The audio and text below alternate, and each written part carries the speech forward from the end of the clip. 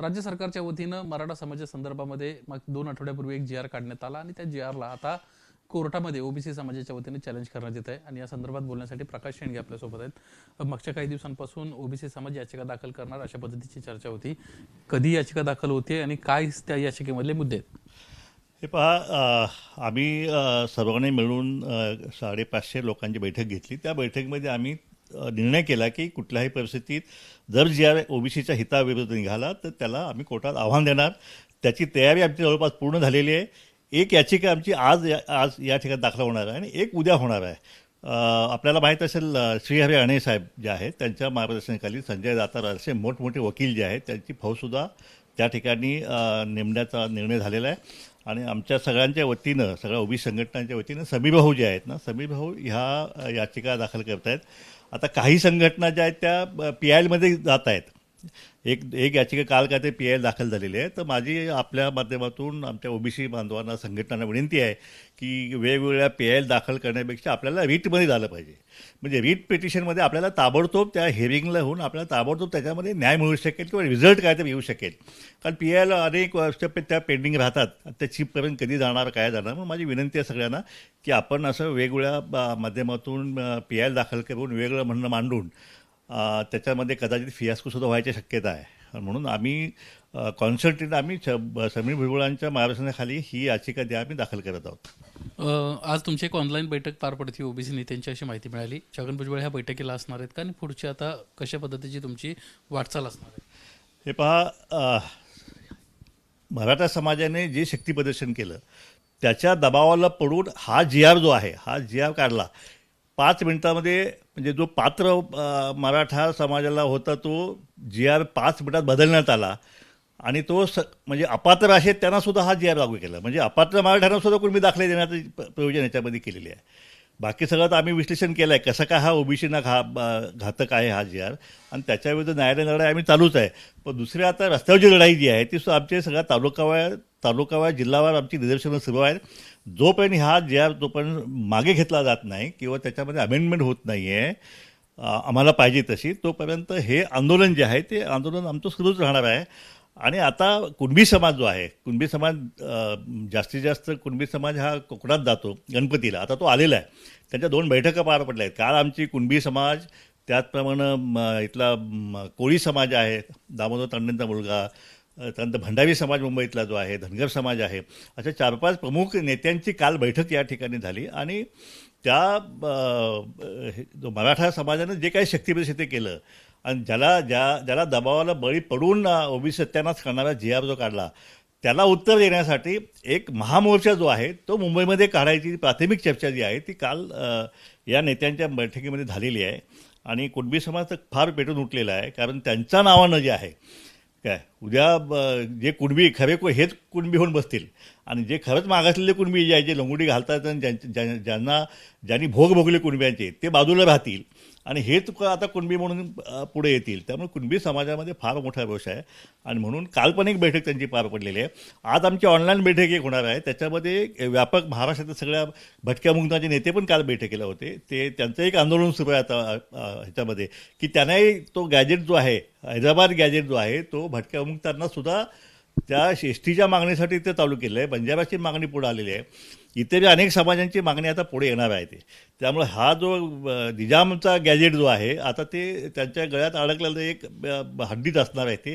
ती कशी काढणार आहे सरकार मला माहीत नाही आहे. पण सरकारला हा गॅजेटेरच्या माध्यमातून आरक्षण देणं हा विषय जो आहे घटनात्मक नाही तरीसुद्धा त्यांनी स्वीकारलेला आहे. पण तो आता सरकारला फार भावी पडणार आहे. आता ह्या महामोर्चाचे नियोजन जे आहे त्या नियोजनासाठी आज आमची बैठक जी आहे ती पार पडणार आहे. जवळजवळ 100-150 बहुतेक सगळ्या समाजांचे नेते मंडळी आज त्याच्यामध्ये प्राथमिक चर्चा करतील. आणि मग त्या बैठकीत आज जो काय निर्णय होईल त्यानंतर साधारणतः दसऱ्याच्या नंतर हा महामेळावा जो आहे, राज्यव्यापी मेळावा जो आहे, तो त्या दिवशी इथं मुंबईत घ्यायचं नक्की होत आहे. आणि संपूर्ण महाराष्ट्रातल्या ओबीसी समाजाला आम्ही त्या याच्यापासून आवाहन करणार आहोत की प्रत्येक समाजानं आपापले समाज बांधव घेऊन, आपापल्या संघटनासोबत घेऊन एकत्रितपणे जो आहे तो हा हल्ला जो आहे तो आम्हाला सरकारवरती आम्हाला करावा लागणार आहे. आणि त्याचे नियोजन आमचं सुरू आहे. छगन भुजबळ आजच्या बैठकीला असतील का किंवा पुढची कोणती बैठक तुम्ही आयोजित केली आहे का आणि दुसरी महत्त्वाची बाब अशी आहे, काल ओबीसी आरक्षण उपसमितीची बैठक पार पडली. या बैठकीमध्ये काय झालं, छगन भुजबळ खूप नाराज झाली अशी चर्चा माध्यमांमध्ये रंगती आहे.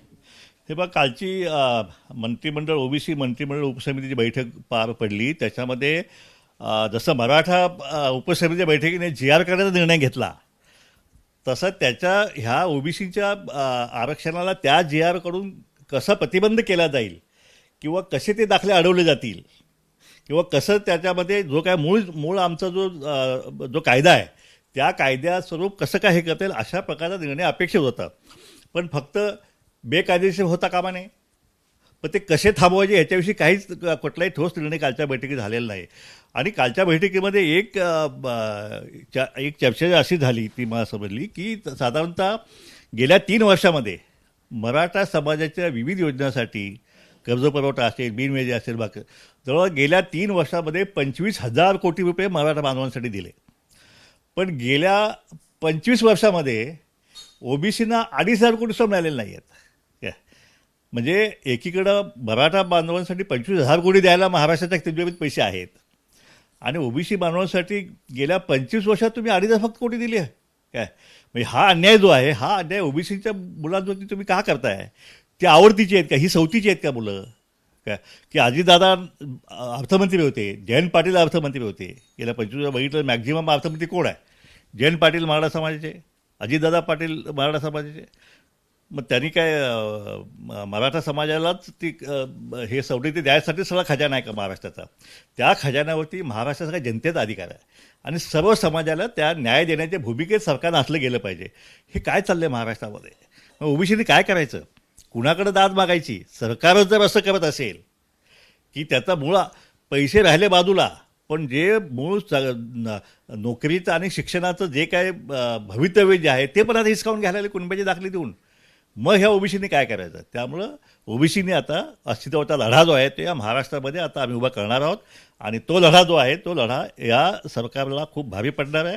पण सरकारला आमची विनंती आहे की आपण ताबडतोब जो काय आपण ओबीसीवर अन्याय चालू केलेला आहे, आता हे जे आमचा बॅकलॉग आहे, 25,000 कोटीचा बॅकलॉग आहे ओबीसीचा, हा कधी भरून काढणार तुम्ही? आता ह्याच्याविषयी काय निर्णय झाला कालच्या बैठकीत? काही नाही.